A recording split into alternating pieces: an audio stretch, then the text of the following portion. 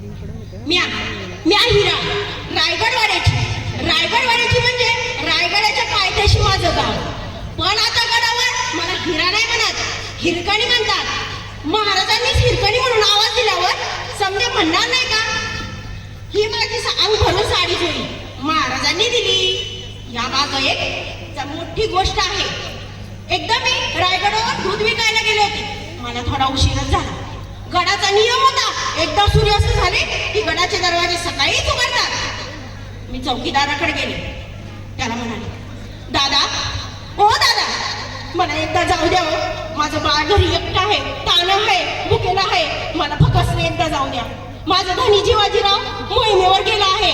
माझ्या घरी कुणीच नाही, माझं बाळ आहे. मला एकदाच जाऊ द्या, पण पुन्हा अशी चूक नाही करणार. मला फक्त एकदा जाऊ द्या दादा. मी लय विनवण्या केल्या, पण त्यांनी मला नाही जाऊ दिलं. शेवटी मी पश्चिम कडा उतरायचं ठरवलं. माझ्या बाळाच्या काळजीपोटी मी पश्चिम कडा उतरायचं ठरवलं. कारण पश्चिम कडा हा एकच कडा होता जिथं ना तटबंदी होती ना बुरुज होता, फक्त वारं होतं आणि खाली उतरणारं पाणी होतं. पश्चिम कडा उतरताना माझं बाळ माझ्या डोळ्यासमोर येत होतं. कारण रात्रभर रडून रडून त्याची काय हाल होईल या विचाराने माझा जीव नुसता कासावीस होत होता.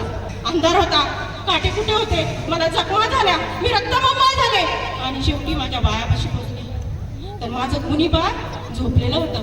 मी त्याला घेतलं. मला नाही कौतुक वाटलं त्याचं. दुसऱ्या दिवशी महाराजांना कळली ना माझी गोष्ट.